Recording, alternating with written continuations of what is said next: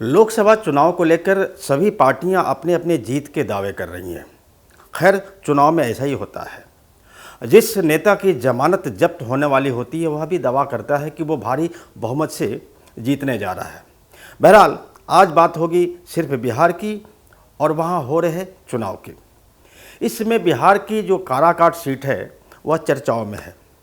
यहाँ पर एक पूर्व मंत्री की प्रतिष्ठा दांव पर लगी हुई, जबकि भोजपुरी के स्टार गायक और अभिनेता पवन सिंह ने चुनाव लड़ने का ऐलान करके सबको चकित कर दिया है। पवन सिंह यहाँ से चुनाव जीत भी सकते हैं। आज हम अपने वीडियो के जरिए यही बताने की कोशिश करेंगे कि पवन सिंह चुनाव कैसे जीतेंगे। नमस्कार, मैं हूं शंकर विश्वकर्मा और आप देख रहे हैं सहारा समय का डिजिटल प्लेटफॉर्म। पवन सिंह यहां से चुनाव कैसे जीतेंगे इसकी चर्चा तो हम आगे करेंगे। सबसे पहले एक नज़र डाल लेते हैं काराकाट लोकसभा क्षेत्र पर। इसमें यहां पर लगभग 19 लाख वोटर हैं। काराकाट लोकसभा क्षेत्र 2009 में अस्तित्व में आई थी। अब तक यहां 3 लोकसभा के चुनाव हो चुके हैं और तीनों ही बार कुशवाहा यानी कोयरी बिरादरी के उम्मीदवार ही जीतते आए हैं। 2009 में पहली बार यहां से चुनाव जीते थे महाबली सिंह, जो जदयू के प्रत्याशी थे। 2014 में उपेंद्र कुशवाहा ने जीत दर्ज की थी। वह एनडीए के उम्मीदवार थे। उस समय वह केंद्र में मंत्री भी बने थे। 2019 के लोकसभा चुनाव में एक बार फिर से जदयू के प्रत्याशी महाबली सिंह को जीत मिली।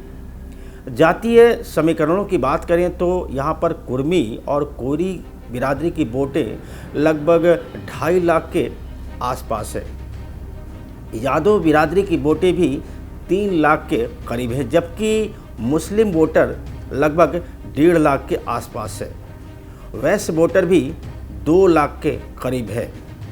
भूमियार वोटर 50,000, ब्राह्मण वोटर 75,000। इसके अलावा राजपूत वोटरों की संख्या 2 लाख के आसपास है। इस बार यहाँ चुनाव मैदान में एनडीए की तरफ से पूर्व मंत्री उपेंद्र कुशवाहा चुनाव मैदान में हैं, जबकि इंडिया ब्लॉक की तरफ से यह सीट भाकपा माले के खाते में आई है, जिसके उम्मीदवार राजा राम सिंह हैं।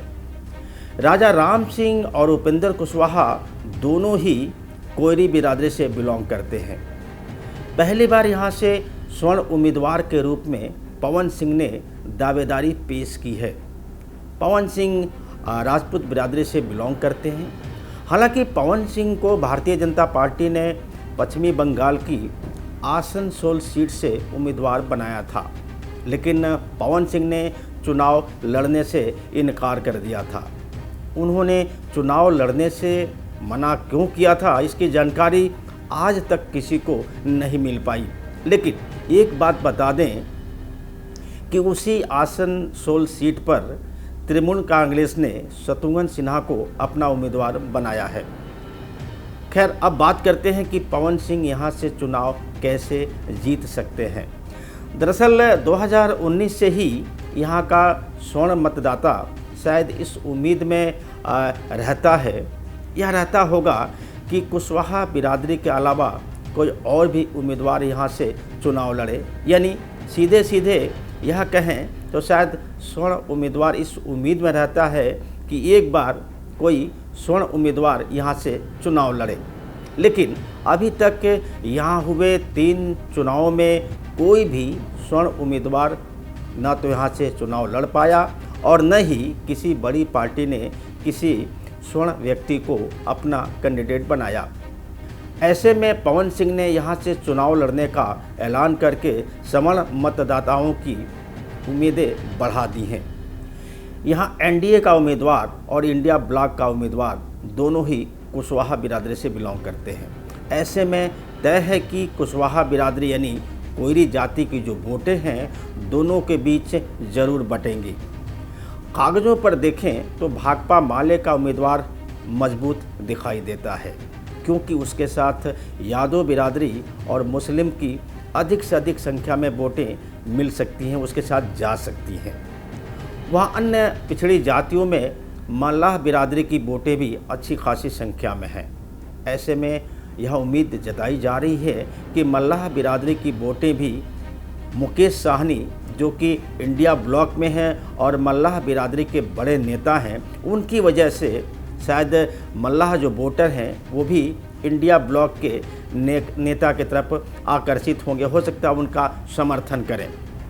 और जहाँ तक बात है वैश्य बिरादरी की, हालांकि वैश्य बिरादरी अब तक एनडीए के पक्ष में ही वोट करता रहा है, उसके साथ जाता रहा है। संभव है कि इस बार भी उसका झुकाव एनडीए प्रत्याशी के पक्ष में ही हो, लेकिन असली खेल करने वाले हैं यहाँ के जो वोटर हैं राजपूत और ब्राह्मण, क्योंकि पहली बार इस लोकसभा क्षेत्र से कोई मजबूत प्रत्याशी चुनाव मैदान में है और वह भी स्वर्ण बिरादरी का। हालांकि पवन सिंह निर्दलीय उम्मीदवार के रूप में यहाँ से चुनाव लड़ने जा रहे हैं, फिर भी सवर्ण बिरादरी का झुकाव उनकी तरफ दिखाई दे रहा है। वैसे पवन सिंह की फ़ैन फॉलोइंग भी अच्छी खासी है, उनकी रैलियों में लोगों की भीड़ खूब उमड़ रही है। हालांकि पवन सिंह को लेकर भाजपा नेता और पूर्व मंत्री आर.के. सिंह ने, जो खुद बक्सर से चुनाव लड़ रहे हैं, उन्होंने साफ साफ पार्टी को बता दिया है कि वह पवन सिंह को चुनाव लड़ने से रोक दे या फिर उन्हें पार्टी से निष्कासित कर दे। हालांकि उनकी बात पार्टी के हाईकमान ने कितनी सुनी है और कितनी नहीं सुनी है, अभी तक कुछ पता नहीं चल पाया है। उधर बिहार सरकार में ही मंत्री संतोष सिंह ने भी पवन सिंह को लेकर कह दिया है कि उनकी रैली और उनके रोड शो में जो भीड़ इकट्ठी हो रही है वह उन्हें देखने के लिए आ रही है भीड़, उन्हें कोई वोट देने वाला नहीं है। खैर, यह तो हो गई नेताओं की जो बातें हैं पवन सिंह को लेकर उसके बारे में। खैर, हकीकत यह है कि पवन सिंह बहुत ही गंभीरता से चुनाव लड़ने की तैयारी कर रहे हैं और जिस तरह से उन्हें लोगों का समर्थन मिल रहा है उसे देखकर ऐसा लगता है कि वोटिंग करते समय भी उनके साथ लोग आते हुए दिखाई पड़ेंगे। ऐसे में अगर राजपूत और ब्राह्मण वोटर ने पवन सिंह को लेकर एक तरफा मन बना लिया तो पवन सिंह यहाँ से चुनाव जीत भी सकते हैं। पवन सिंह को लेकर एक चर्चा और भी हो रही है कि आखिर पवन सिंह इतने कॉन्फिडेंट क्यों दिख रहे हैं। एक आशंका लोग जाहिर कर रही हैं कि कहीं अंदर खाने पवन सिंह के सर पर किसी बहुत बड़े नेता का हाथ तो नहीं है। बहरहाल, पवन सिंह जिस तरीके से चुनाव की तैयारी कर रहे हैं वह चुनाव जीतें या हारे इसका फैसला तो 4 जून को होगा।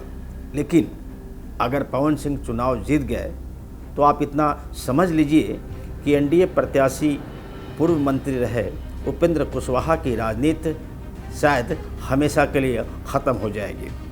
ऐसा इसलिए मैं कह रहा हूँ कि उपेंद्र कुशवाहा की अब उम्र भी हो चली है और संभवतः अगला चुनाव 5 साल के बाद होगा। ऐसे में 5 साल के बाद उन्हें कोई पार्टी टिकट देगी या नहीं देगी ये कहा नहीं जा सकता है, लेकिन पवन सिंह की जीत उनके राजनीतिक कैरियर के लिए एक टर्निंग पॉइंट ज़रूर साबित होगी। तो चलिए, आज बस इतना ही। हमारी रिपोर्ट कैसी लगी आप हमें कमेंट बॉक्स में लिखकर जरूर बताइएगा और हमारा वीडियो अगर पसंद आए तो इसे लाइक और शेयर ज़रूर कीजिएगा। नमस्कार।